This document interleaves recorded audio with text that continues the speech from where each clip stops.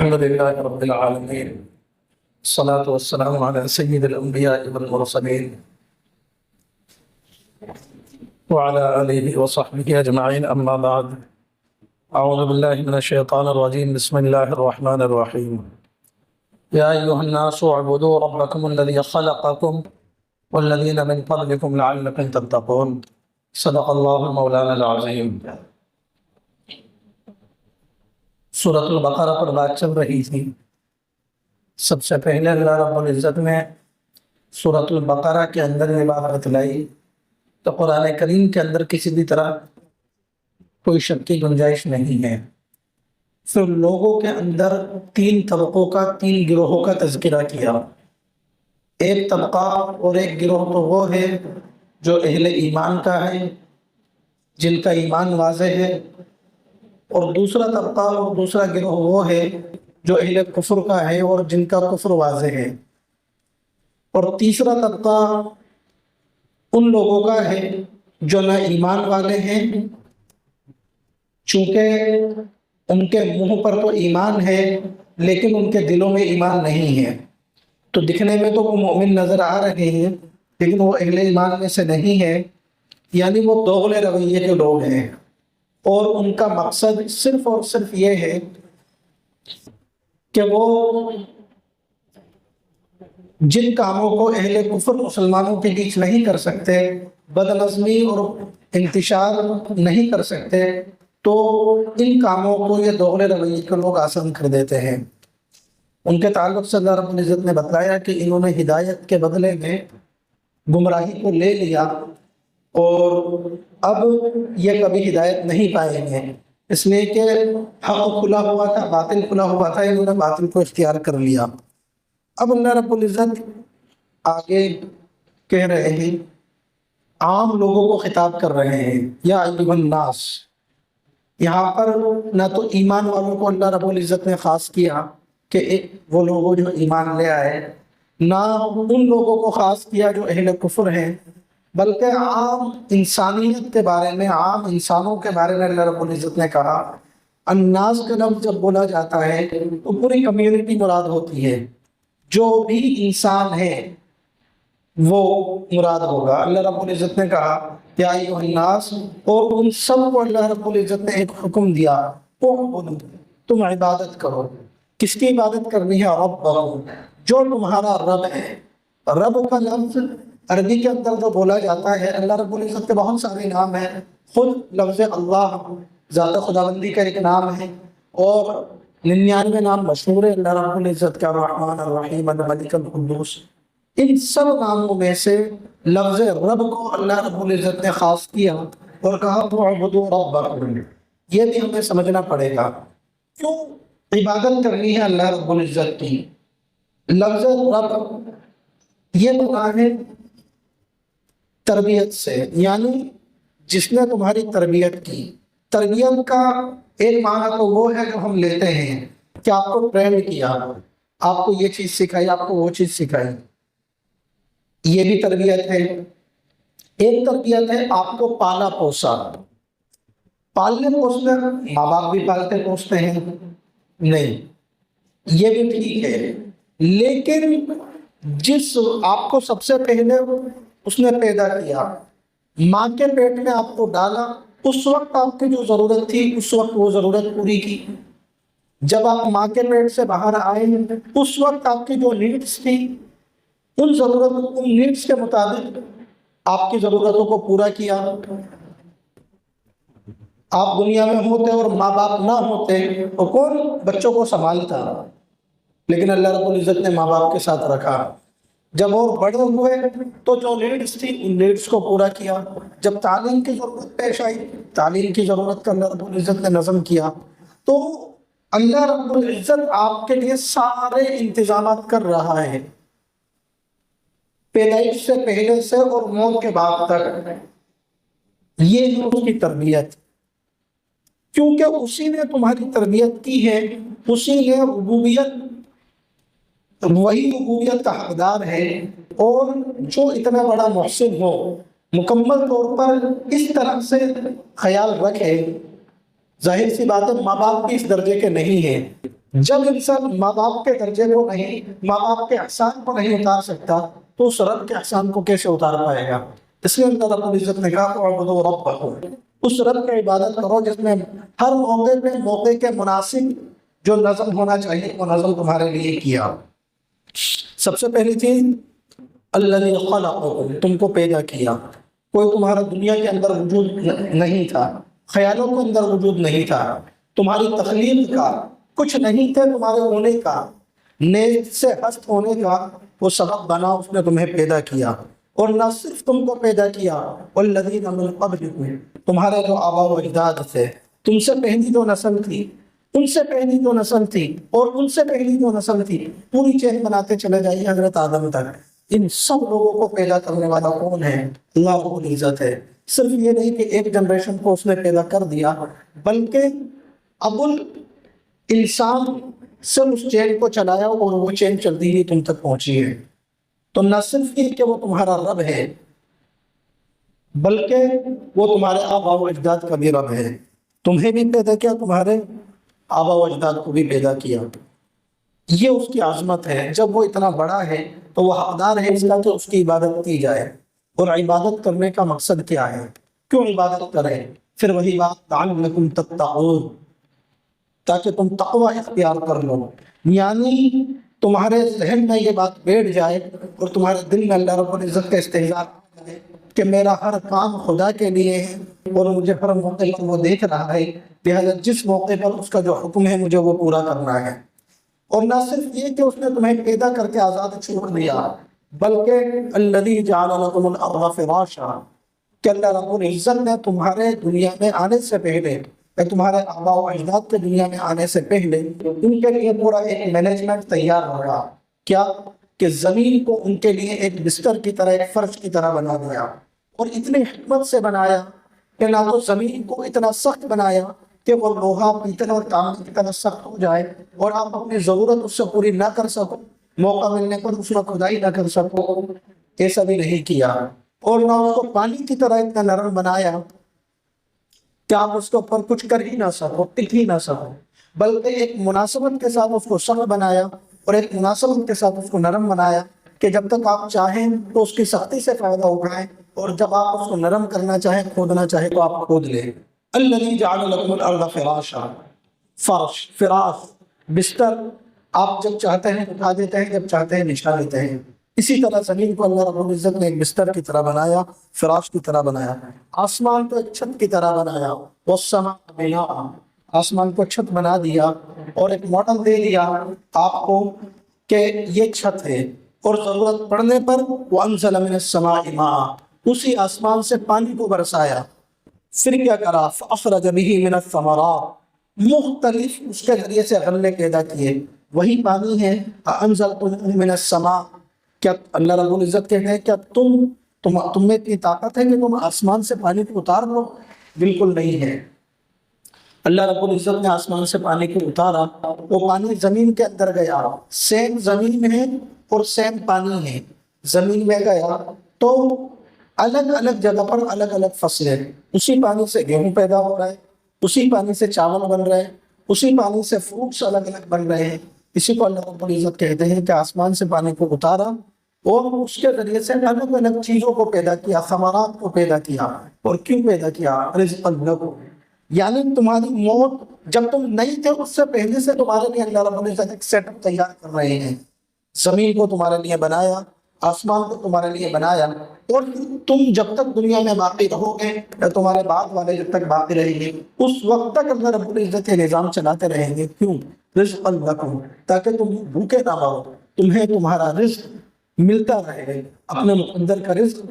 اس system کے ذریعے سے تم حاصل کرتے رہو۔ یہ اللہ رب العزت انعامات کو بتلا رہے ہیں۔ اور پھر اللہ رب العزت نے کہا وَاعْبُدُوا رَبَّكُمْ، وہ رب حقیقت میں اس لائق ہے کہ اس کی عبادت کی جائے۔ پھر اللہ رب العزت نے آگے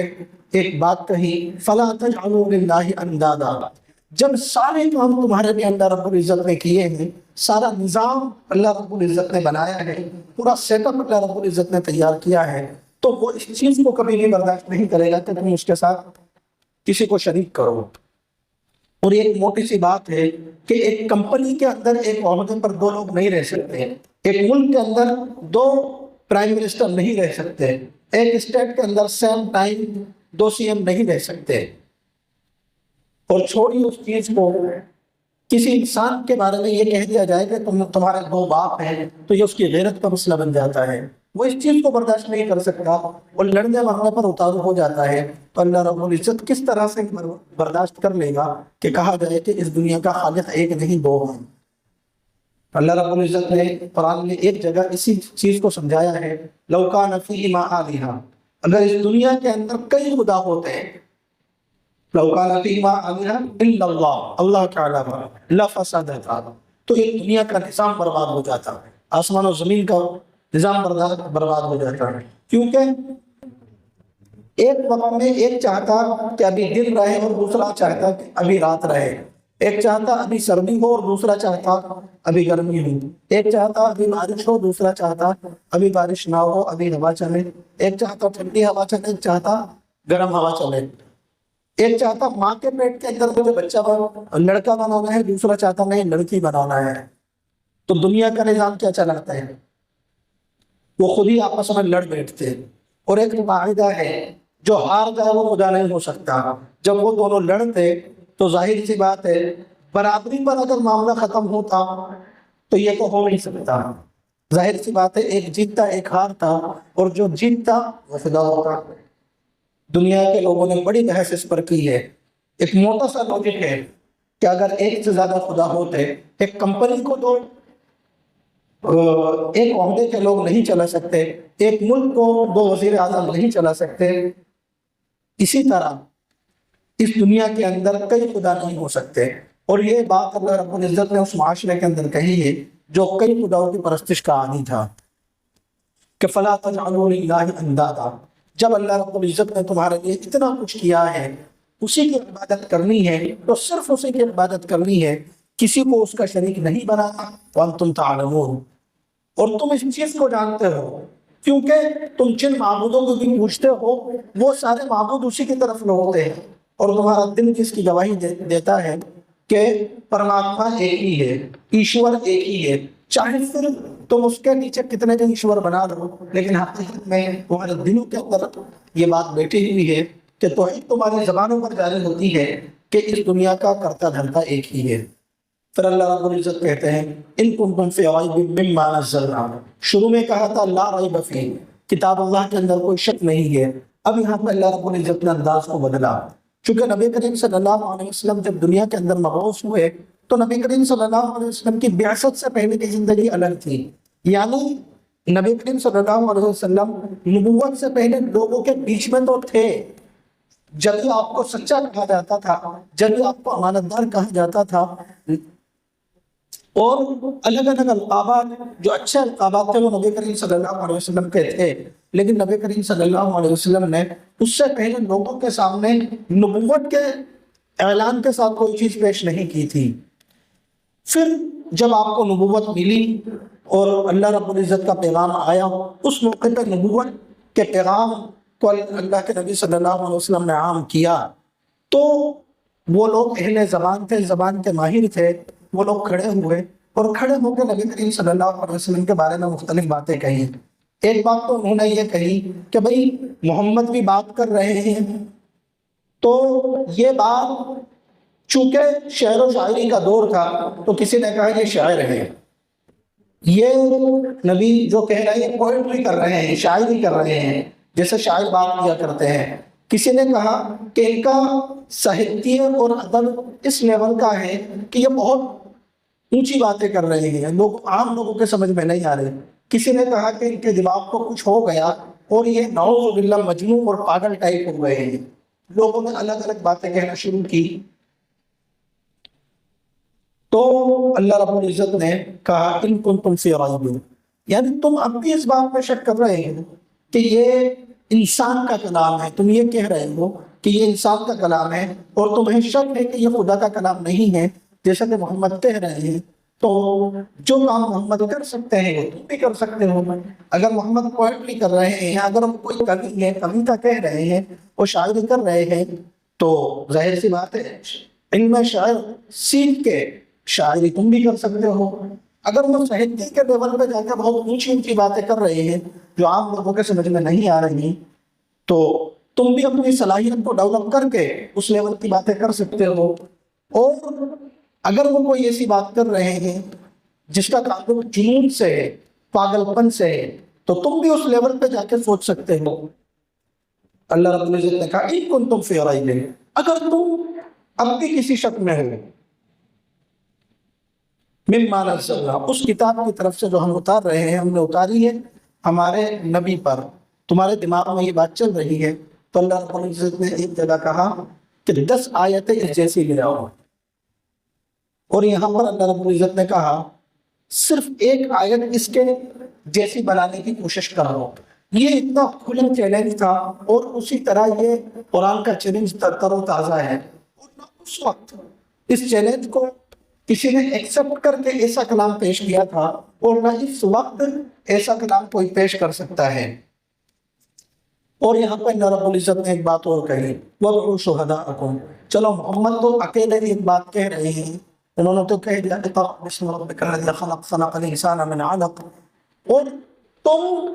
ہم تم سے کہہ رہے ہیں کہ ایک سورت لے آؤ، اور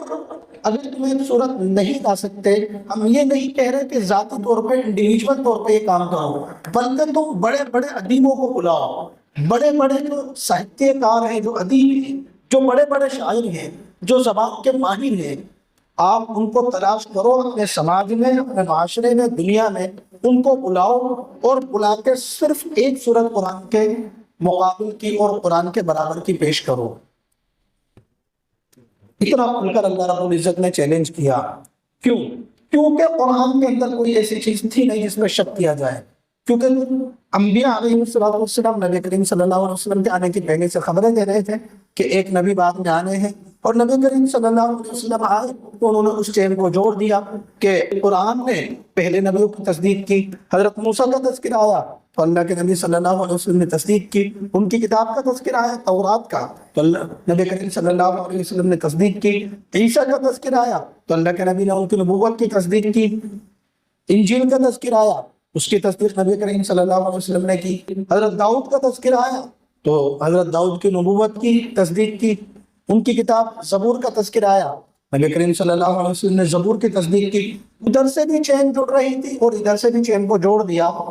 اس کا مطلب یہ ہے وہی چین نبوت کی چلی آ رہی ہے۔ پھر دوسرا کہ نبی کریم ان لوگوں کی زبان میں تو مہارت تھی،